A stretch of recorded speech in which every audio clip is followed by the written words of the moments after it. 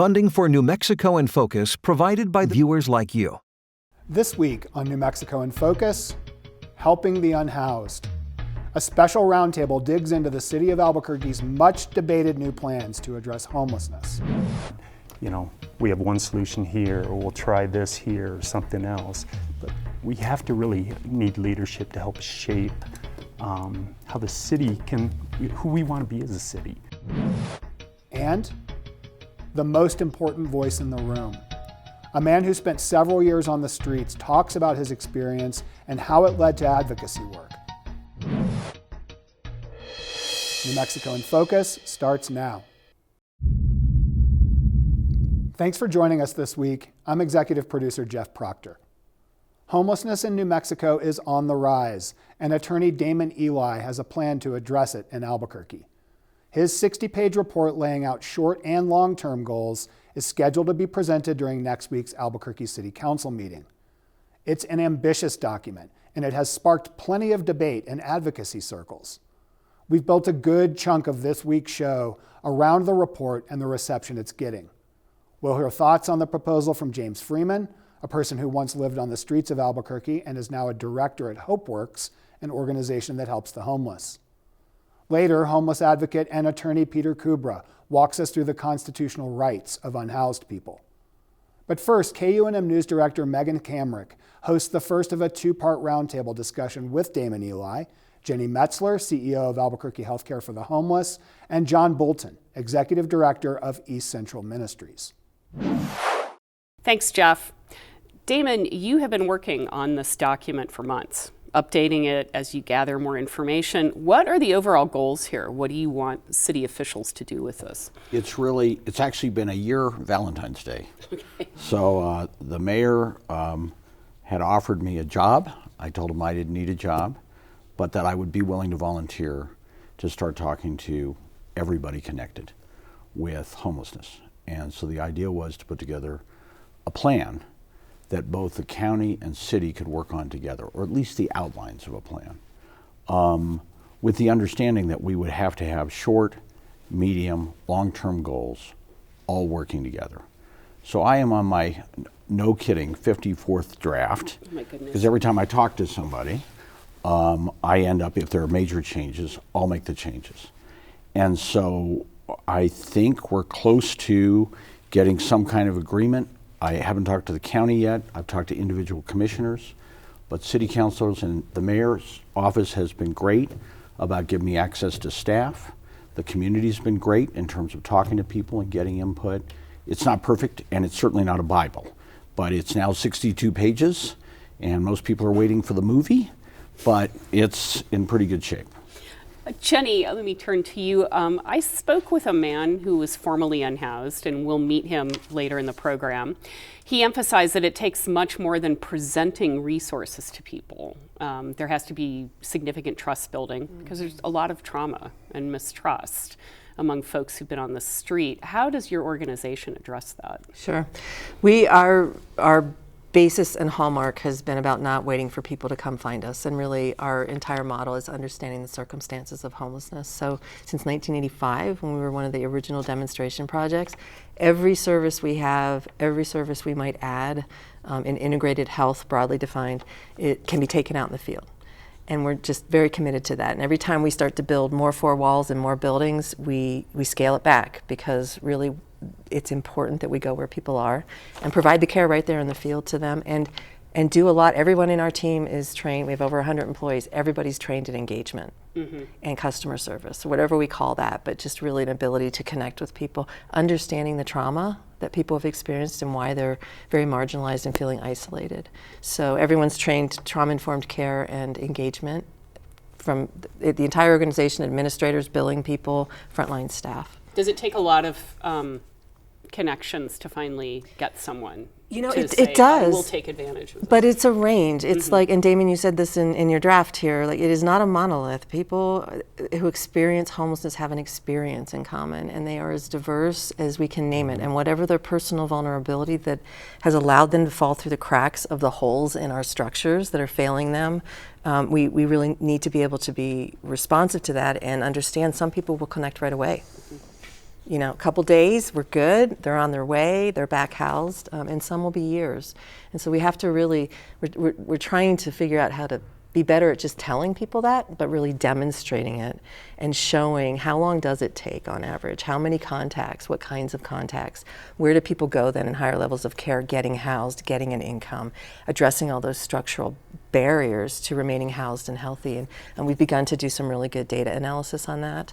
And we know that there are people that come into our clinic, our four walls, and then we lose them and we re-engage through outreach. We have data on people who only get care through outreach, people that get the best care through referrals. So we really, I think that our sector needs to demonstrate it better and not just overpromise in our heart of hearts, so we're working on that.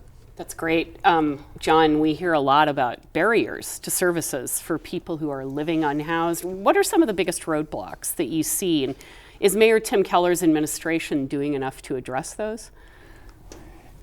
Barriers, it's trust.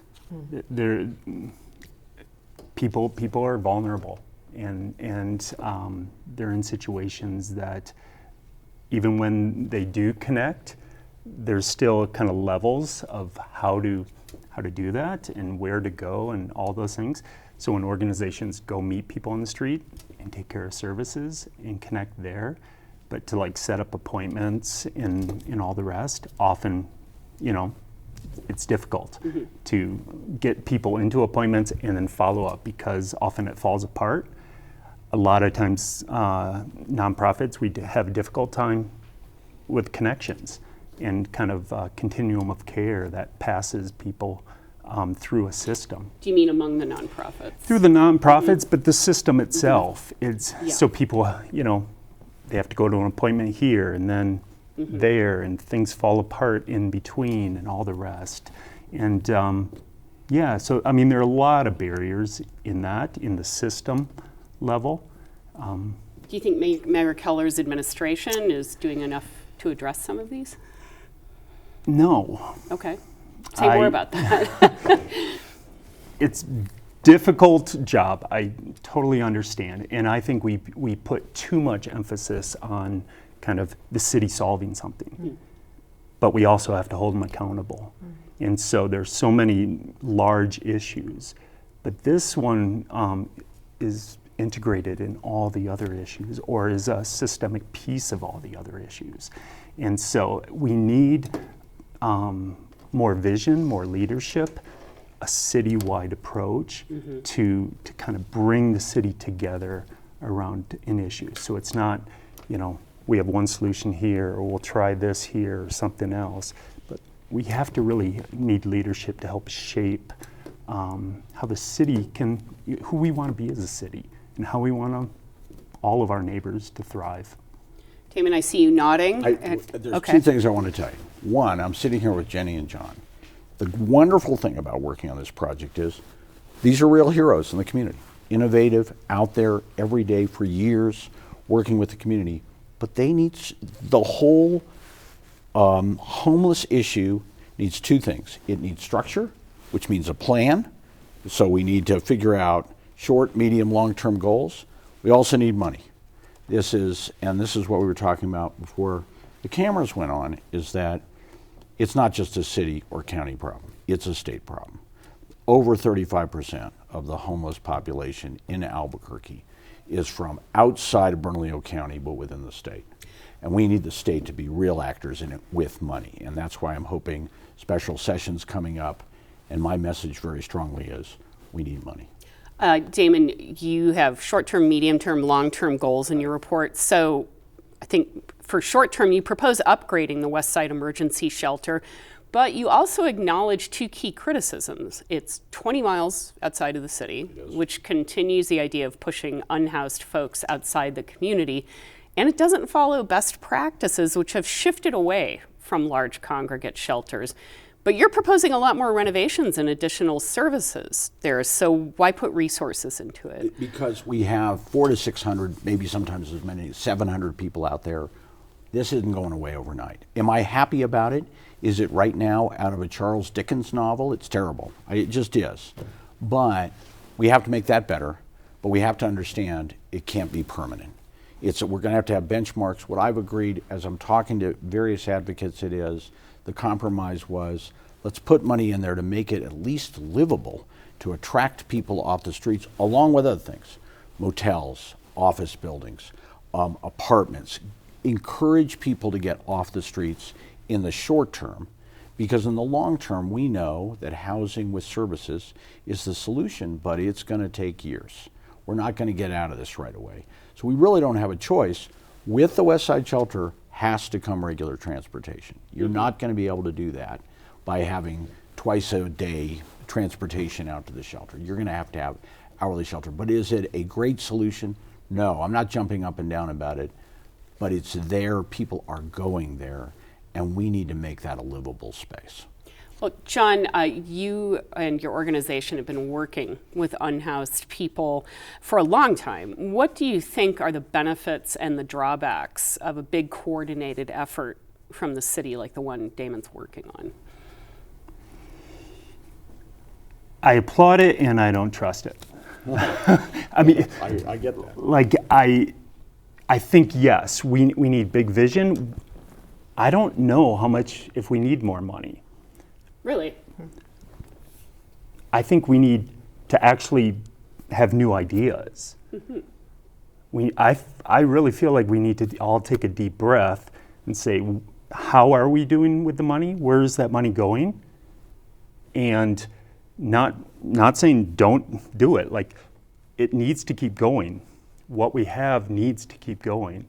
But I think we need to actually say, is our approach keeping up with the needs?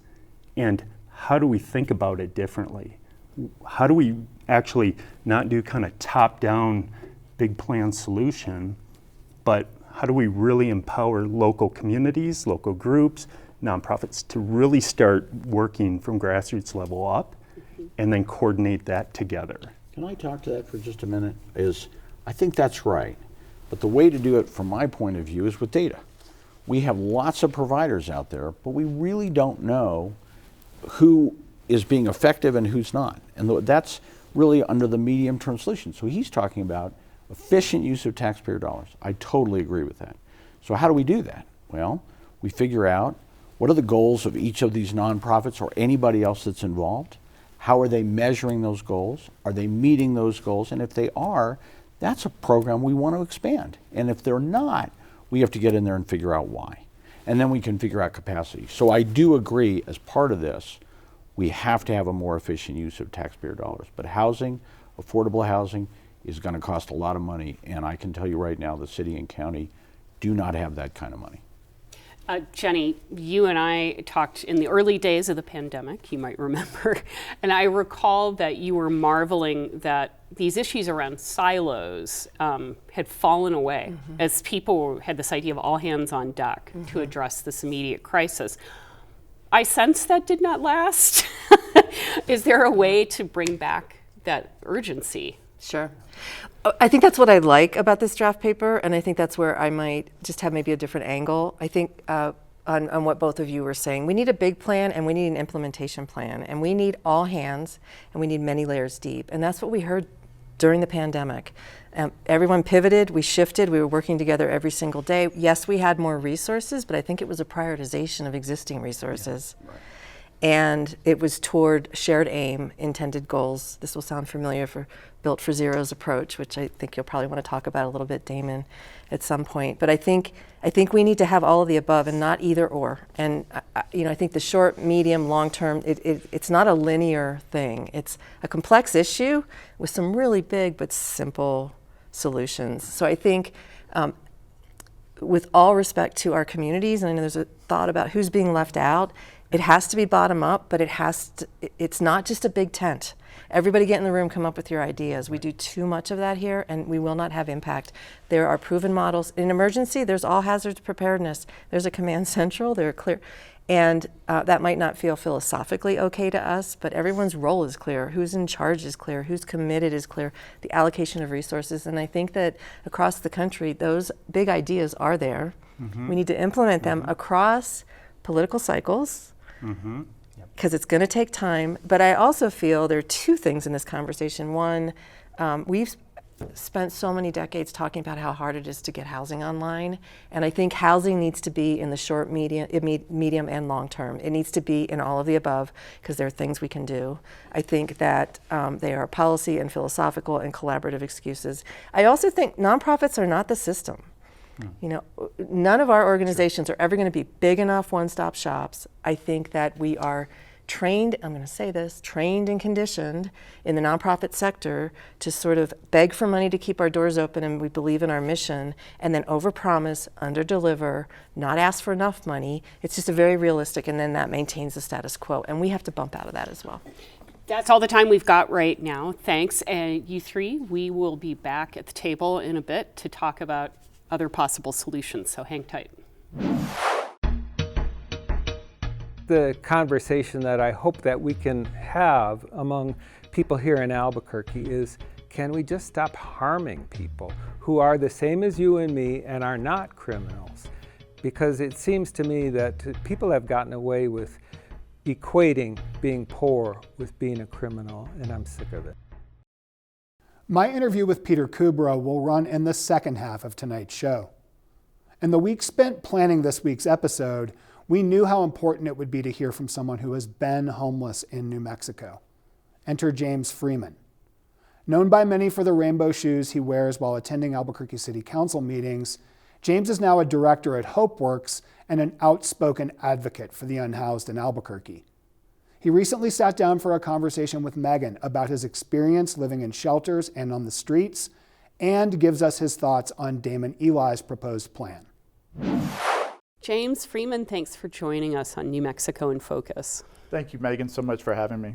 James, you came to Albuquerque in 2016 on the bus, didn't have a lot of resources. Can you talk about how you ended up living on the street and what that was like? Absolutely. So it's important to understand that I didn't have family support here. I didn't know anybody here.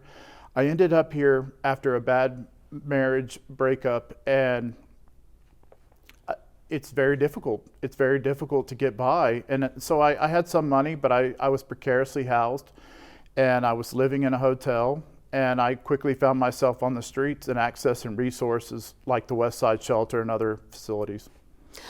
Where did you sleep? I mean, what were your biggest concerns about safety and getting just basic needs met? So I am a big guy, so I didn't feel so much, physically threatened as much as hypervigilant. I felt like I could never close my eyes more than an hour or two. I felt like I was always under threat of being robbed, people taking advantage of me. And so that was a serious concern.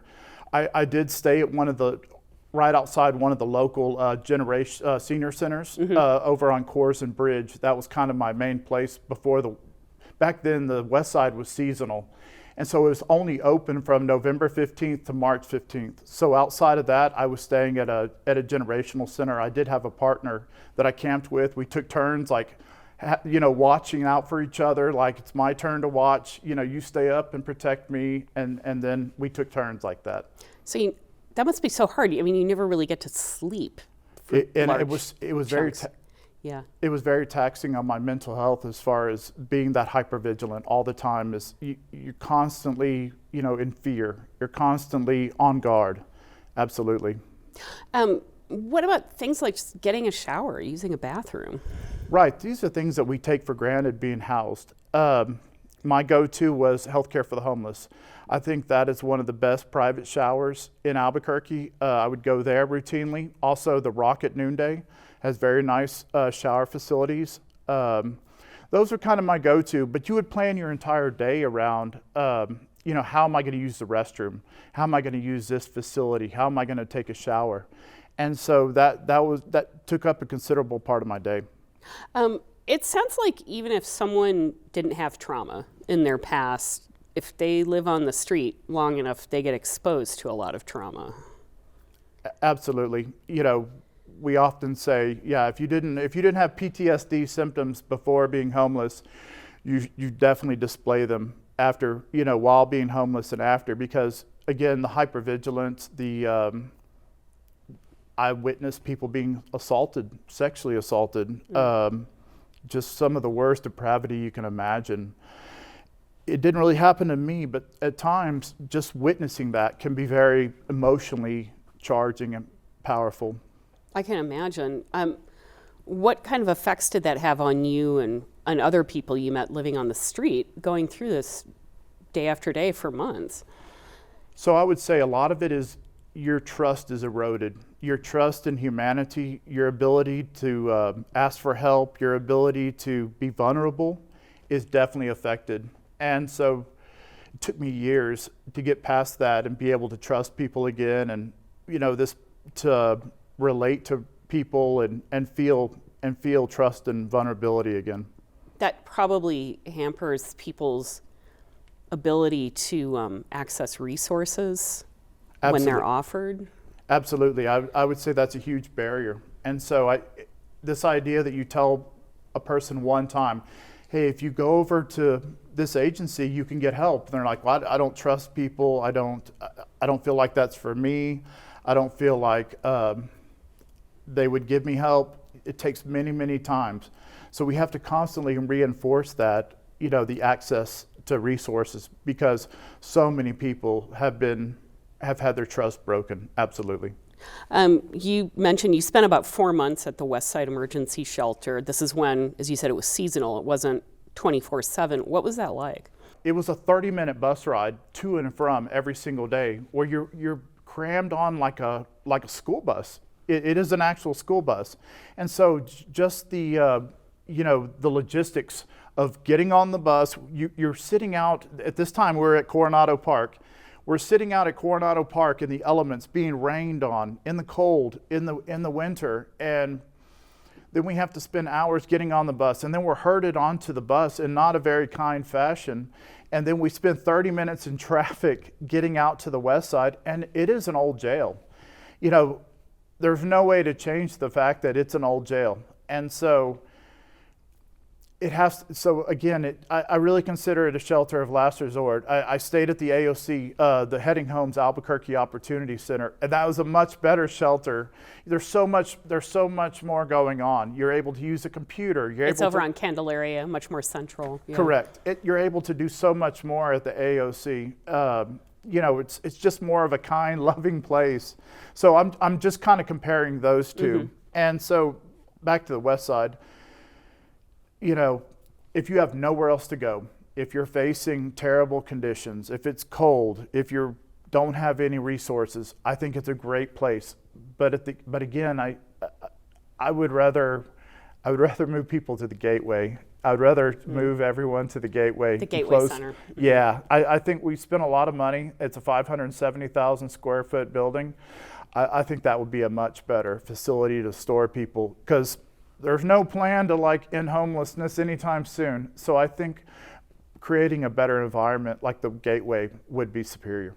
Are you familiar with the work that Damon Eli has been doing and his recommendations to the city around homelessness? Do you have some thoughts on those? Absolutely. I read Mr. Eli's report from last year, and then I've read his current report that was just released over the weekend. And I actually agree with a substantial amount of it. I would say 80%. I see where he's coming from, and I actually agree with it. Probably the biggest area of disagreement is over this idea of tracking the homeless, tracking outcomes. Mm-hmm. I think the idea that clients are going to be forced to consent to giving up privacy and confidentiality is a mistake. And I think, he puts in there that, getting around HIPAA is not a hard thing to do. And I think HIPAA exists for a reason. This is the Federal Health Care Act that's supposed to ensure confidentiality. Mm-hmm. Exactly. And I see what he's trying to do with we want to make sure we're using our money, our resources in the best way possible, in programs that work, in programs that are successful. I certainly understand that part, but I think we need to keep it anonymous. I think the idea that somebody's biographical information is going to be stored in a database, and just because they receive EBT or food stamps or a housing voucher, that they should be tracked, I don't agree with that. I participated in the pit count with the New Mexico Coalition. Oh, the point in time count? Yes, That they yes. do every year? Right, and so I was a team lead on that in February, and we're just collecting basic data like the first 2 letters of your first name, middle name, last name, month and year of birth, where you're from, and some of that was a barrier, from my experience. And so the idea that we're going to get even more data, or we're going to expect more data to collect, to give out resources, I think is a huge problem. Does this go back to some of our earlier conversation around trauma and trust? Absolutely. Okay. You now have a college degree.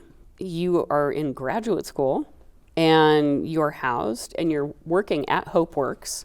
What helped you make the transition to having housing and having more security? I think for me, it was just so important. I decided being homeless, being unsheltered was so bad, was so painful. And I didn't suffer from substance use disorder. I didn't suffer from severe mental illness. And it was just so painful, just the being outside, feeling like I've lost everything, feeling like I wasn't contributing to society. And so I've never told it. I made a deal with God, and I told God, I said, if you help me get through this, I will do everything I can to give back and help others. And I hope I've kept up with that. And so that's the way I live every day. Is this situation is so dire. Being outside, being unsheltered is so bad that we need to do everything we can to help these people. And I try to live that every day. You were going to HopeWorks every day. You could get food, you could, charge your phone, whatever. What was the trigger that made you take that next step into the other services they offer to get you housing? That's such a great question, Megan. I actually sit in the shelter and stared at the wall for 6 months. And I was just, what do I need to do to take that next step? And they would play these announcements every day at about 8 a.m. Go upstairs and talk to so-and-so to do an assessment to get help. And for 6 months, I thought, well, that's not for me. That's not going to help me. And finally, one day, a light bulb just went off over my head, and I was like, I'm going to go upstairs and do that. And after I went upstairs, I did the assessment, and then about 6 weeks later, I was assigned a caseworker. I was assigned a therapist. I was assigned a nurse practitioner, and everything just kind of clicked along. And about 6 to 9 months later, I received a housing voucher, and that was the pivotal moment in my life, that changed everything, was receiving that city housing voucher administered by HopeWorks. Mm-hmm. There's a lot of debate, as you know, right now here and around the country about how to address the rising numbers of unsheltered people. It's not clear how often policymakers listen to people with lived experience like you.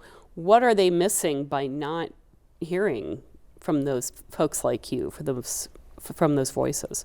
I do think it's a huge problem that lived experience people do not have a bigger voice. And I constantly try to speak up, and HopeWorks has a client advisory board that I'm on. So the providers are hearing from folks. Yeah. And I think it's a constant. I think it's getting better. So I think that we're speaking up. Our voice is getting louder. But absolutely, I think not having that perspective, Mr. Eli did not, consult with me. Did not, to my knowledge, did not consult with anybody with lived experience. And I think that's a huge problem. I think the city of Albuquerque should look into forming a lived experience committee. I did have a conversation. I had a kind relationship with FCS director, Triple H director, Carol Pierce, and we talked about forming a lived experience committee. She retired in December, of course. Yeah, she worked in the city housing department. She was the director. Mm-hmm. And so I would like to continue that conversation. I think I have a kind relationship with some of the city councilors. I've hosted some of them at HopeWorks, and I would like to continue to build on that. It's just very difficult. It's very difficult to build the level of respect, necessary because of the stigma. I think a lot of it has to do with the stigma that everybody on the street is severely mentally disabled or severely addicted to substances, and I try to quash that as often as I can, because that's just not true. Thanks to James Freeman for the honest conversation. You can watch the full interview on the New Mexico in Focus YouTube page. And speaking of our digital platforms, we are going to link to Damon Eli's report on the newly redesigned New Mexico in Focus website so people can see everything he's proposing in context. Now, returning to our roundtable, we wanted to step back from Damon's proposal and consider some alternative solutions that get at the larger factors contributing to homelessness. And Megan asks what needs to change to get the solutions conversation away from politics and moving toward people's needs. Welcome back, everyone. John, your organization is pursuing a mix of solutions that could involve safe outdoor spaces. What are some of the ideas, and how is the city receiving them? Yeah, so first, I'm a community member and a neighbor. I live right off of Central Avenue and work right off of Central Avenue in the International District. So I look at this from a community standpoint first. And so kind of in that base of development over 25 years of urban farm and, tutoring kids, 16 years ago, we started a housing cooperative. We just started talking to neighbors about ownership and the fact that our neighborhood has up to like 85% rental. We were seeing people come and go and move around, and it was hard to hold the depth of people staying because there wasn't ownership. But people couldn't get a loan. In fact, our organization couldn't get a bank loan.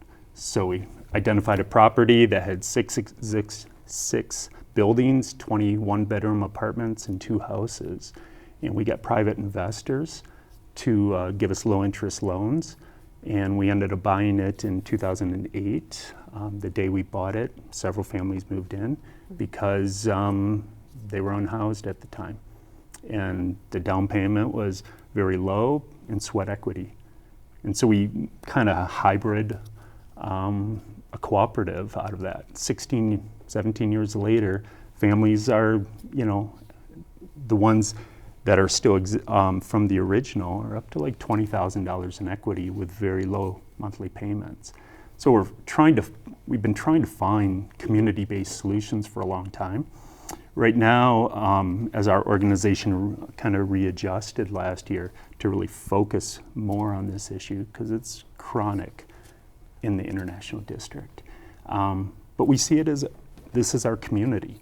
How can we look at simple or local solutions? None of it's simple, but local solutions to keep our neighbors and not displace them, but really support them. So identifying over 300 vacant lots, and we've really kind of focused in on how can we acquire vacant lots with private money and also capital outlay money, which we were fairly successful this last legislative session. $3.5 million for that, which is and then out of that, and that's going to the county we've been identifying the lots that are starting to be purchased. And then we're also starting a new community land trust. So a group of neighbors are meeting every single week. Kind of 13 have committed to that weekly, but there's 25, 50, in kind of advisory roles to this.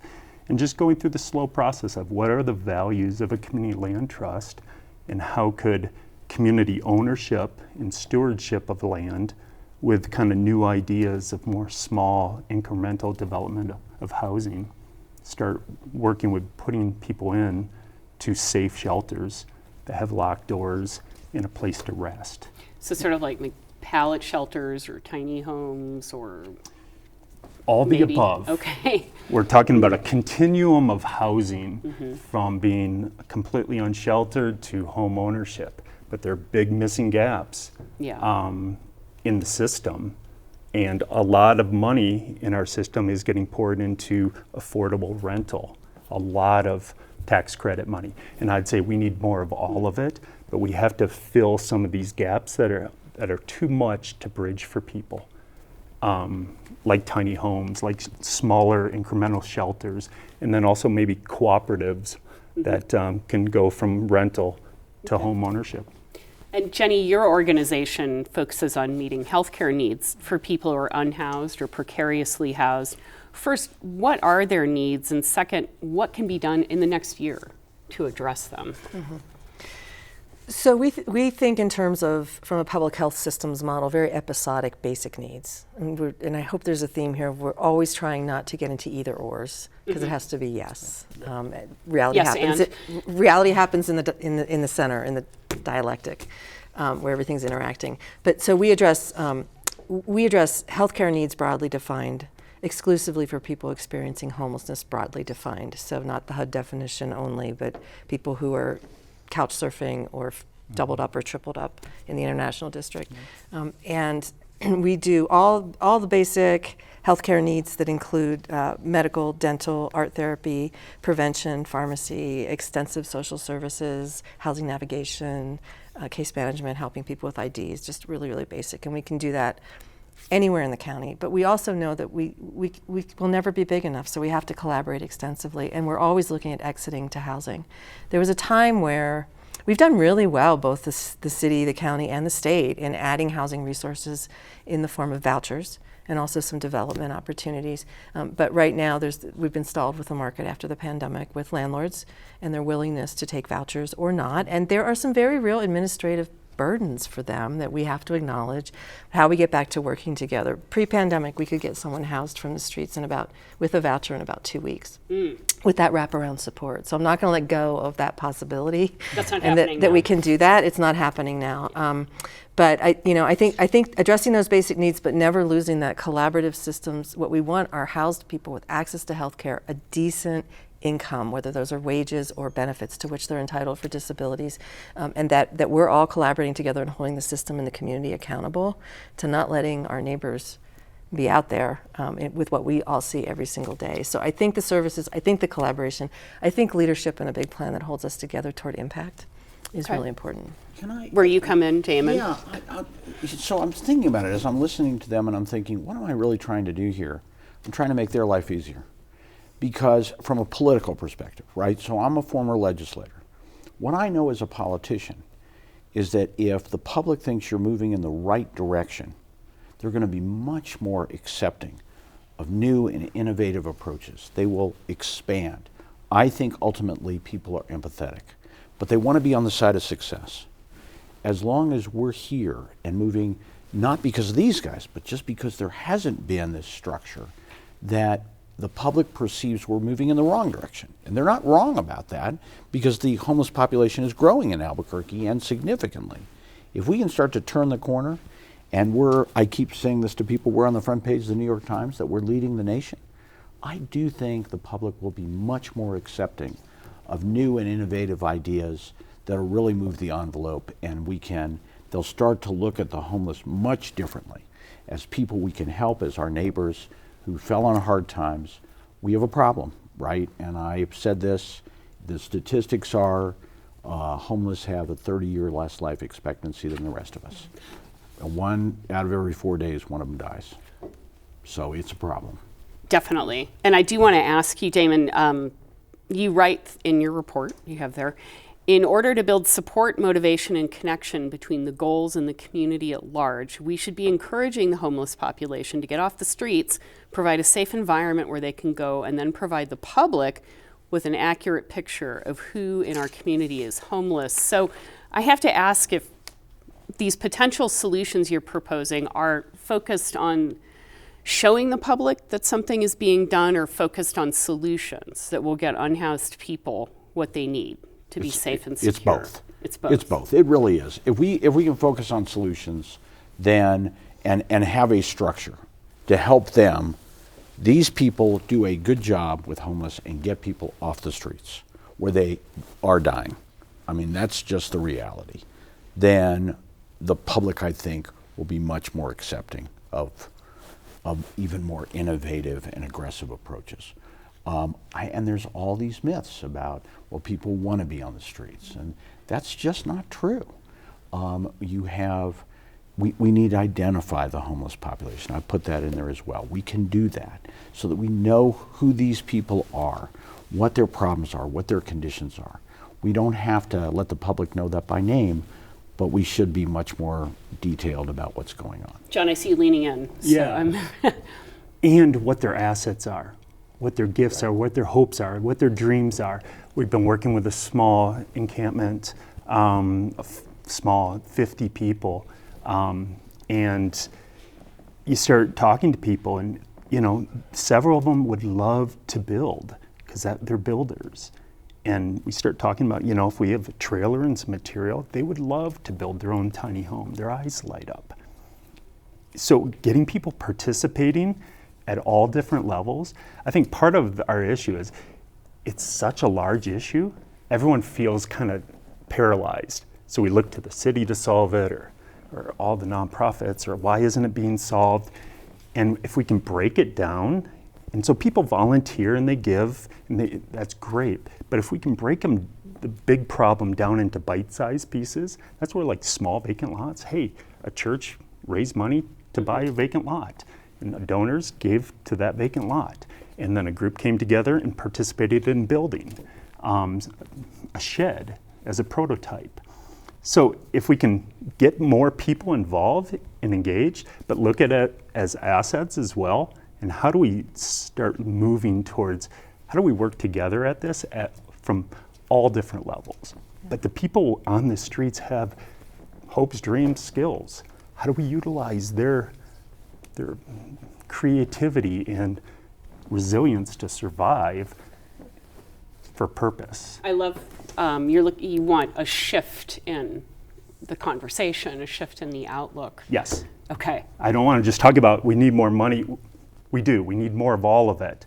But I want to shift the conversation about it. Yeah. Yeah. Jenny, I see you. So this is back to the dichotomies and the dialectic, like the solution, the tasty solutions are in the guts in the middle. And yes to everything you said, and that will not end homelessness.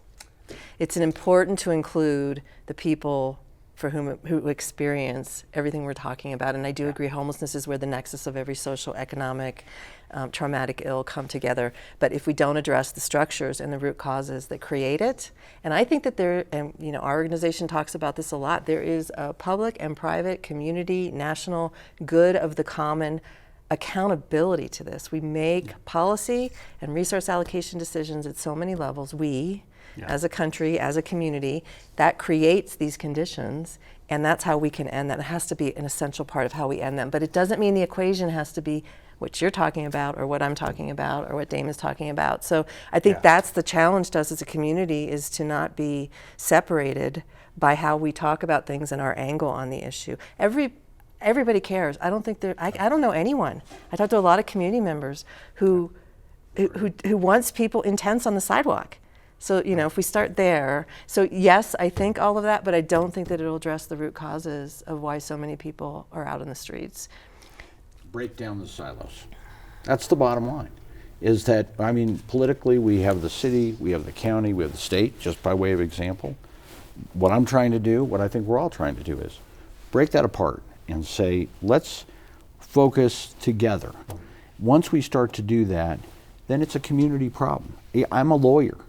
But particularly as a lawyer, I don't think law gets to solve this. I don't think the courts can solve it. I think once you start to be moving in the right direction, for example, religious organizations are going to be key to helping solve homelessness. I really do think so. But I think the topic sentence to all of this is breaking down silos. Well, Jenny, Damon, John, thank you so much for coming on the show to talk about this. And I feel like we'll be doing it again in the not too distant future. Thank you very much. Thank you. Thanks again to Damon Eli, Jenny Metzler, and John Bolton. And thanks to Megan for all the work she did to report on this crisis for this week's show. Last month, the U.S. Supreme Court heard oral arguments in Grants Pass versus Johnson. It's a case centered on the constitutional rights for the unhoused, and the justices must now wrestle with the thorny question of whether cities are violating the Eighth Amendment's prohibition against cruel and unusual punishment by fining or jailing someone for sleeping on public land when they have nowhere else to go. It's a major case that could reshape the way those who are experiencing homelessness are policed, including here in Albuquerque. To get at some of the legal nuance and how society should balance the rights and interests of everyone when it comes to the homelessness crisis, I brought in attorney Peter Kubra, who has been advocating on behalf of unhoused people for decades. Peter, it's really good to see you, and welcome back to New Mexico in Focus. I'm always happy to be here. Thank you. So I want to talk about the issue of people living outside, and I'd like to do that through the lens of rights and interests. And I'd like to start with a really basic question. Do you have to have a street address for the Constitution to apply to you? No, of course not. Many people in America don't have street addresses. The calculation that we hear these days of less than 1 million is vastly off, and so all of those people are Americans if they're here. Okay, so when we talk about the issue of homelessness, who else has rights in that conversation, and what are they? Well, that's a great question I hadn't anticipated. People who live in Albuquerque all have rights. And the city of Albuquerque actually has rights. But what is clear to me after you and I talked on the phone is that people are using that word to characterize what is in fact an interest and not a right. What is the difference, Peter, between a right and an interest? Well, my neighbor has an interest in my keeping my lawn tidy and in my not being such an outlandish neighbor that it's hard for him to sell his house. But he doesn't have any right to tell me how to live or how to keep my lawn. And so that is the controversy that seems to me so peculiar, is that we talk about people and neighborhood associations as having the right to not have the unpleasantness of having poor people nearby. And that's just false. It's not a right. So one of the things I'm particularly interested in, it seems to me that there are a couple of systems that are responsible for balancing the kinds of interests that you just talked about. And I'd like to start on the policy side. What obligation do policymakers, be they mayors, city councilors, governors, what obligation do they have to balance the interests, say, of a neighbor, a business owner, and a person who is living unsheltered? Well, as a matter of law, they have an obligation to not affirmatively cause harm. But here in a common law country, unlike a civil law country like France, the government doesn't owe anything to anybody except don't harm them.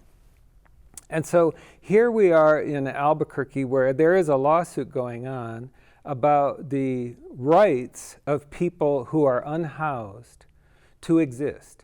And that's a framework that other courts have said you have a right to not be treated cruelly and unusually, and when you're performing the essential function of sleeping, which is the only way you can stay alive, you have to be allowed to have a place to do the essential function.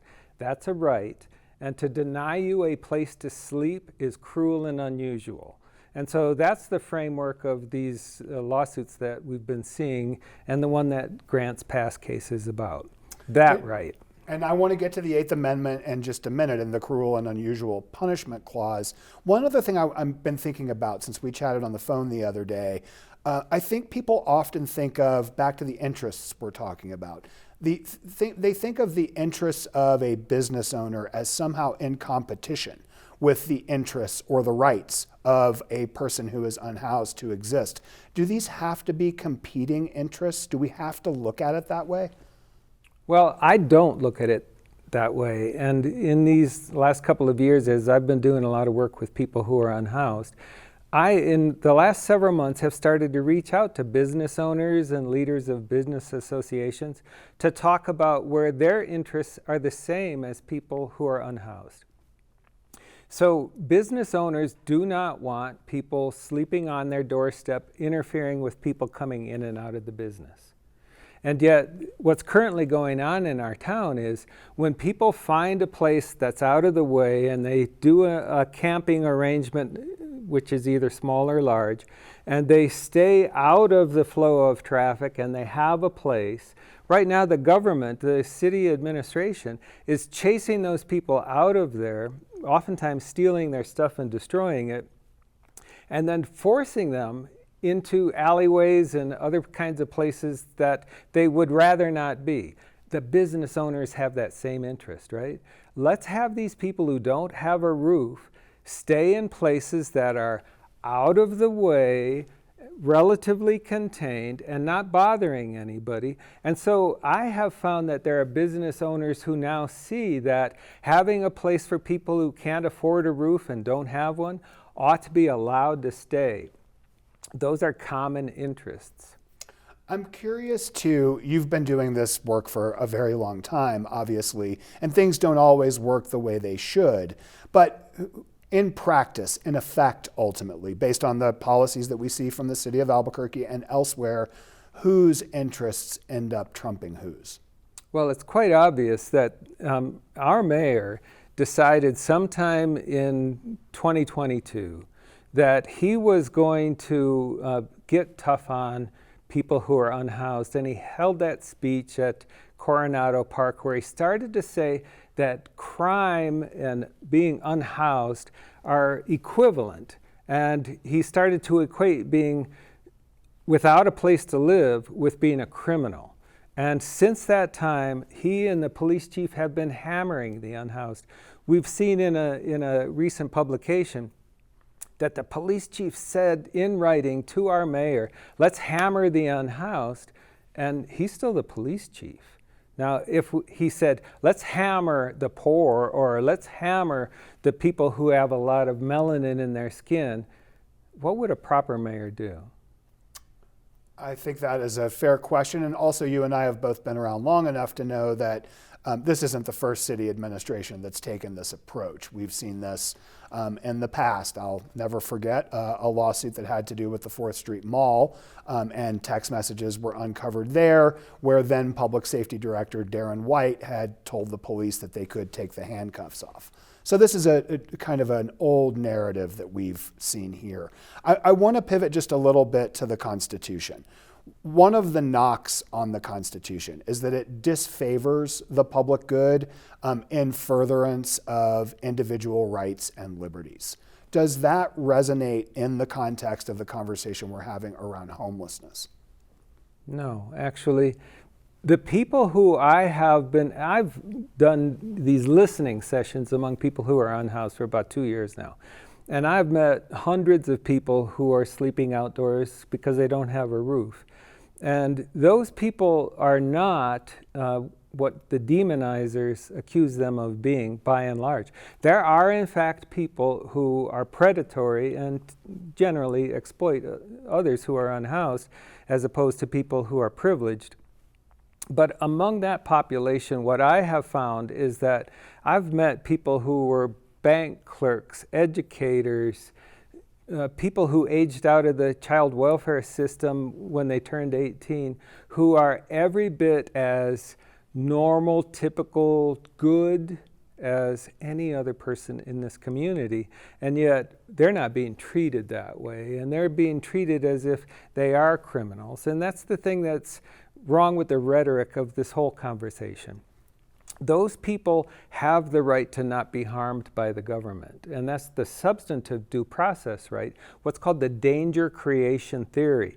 The government is prohibited by the United States Constitution from causing harm to those people, just as they are me and you and the mayor. And so that is the conversation that I hope that we can have among people here in Albuquerque is, can we just stop harming people who are the same as you and me and are not criminals? Because it seems to me that people have gotten away with equating being poor with being a criminal, and I'm sick of it. Peter, let's talk about the other system that maybe creates a potential avenue to address this, and that's the courts. You mentioned Johnson versus Grants Pass, which is a case out of Oregon. The justices heard oral arguments last week. Aside from kind of the cruel and unusual punishment piece of that, What is at the heart of that case, and how could it impact what's happening in New Mexico? Well, by and large, what those Supreme Court justices focused on was that decision out of the Ninth Circuit, which is based on the cruel and unusual punishment clause. But they also did talk about the substantive due process rights and what it is that people who are unable to care for themselves are entitled to under the Constitution. And I think it was Amy Barrett, who was talking about the substantive due process rights of people who are unhoused. But she actually shot herself down and stopped talking about it because she said that's not what Grants Pass is about. And that's what the Albuquerque case is about. Friends of mine who are bringing that case have brought the cruel and unusual punishment claim, but they've also brought the claim under the substantive due process rights under our state constitution. And our state constitution is not necessarily bound by just the parameters of the federal constitution. And so it'll be interesting to see how that case unfolds. My last question, I've got a minute or two left here. I want to just ask sort of the big open-lensed question of, from your perspective at least, what role should the courts have in addressing this issue that we are all living with and experiencing with folks who live outside? Well, thanks for asking that. In my years of doing lawsuits for people who are being harmed by the government, I have often seen courts as the last resort. And when you're going to court to try and address those issues, it's usually because the people who you're trying to help are disfavored and they don't have money and they don't have power and they don't have much influence with elected politicians. And so I do continue to think of courts as the last method that anybody should use, but the only method that's available when people are disfavored. And so I do hope that the politicians in Albuquerque will turn the conversation to how can we balance the interests of people who are poor with the balance of business owners and others. And that's what I'm thinking the City Council is going to do. Peter, thank you so much for the thoughtful conversation. I appreciate it as always. Happy to be here. Thanks. Thanks for watching, and we'll see you next week.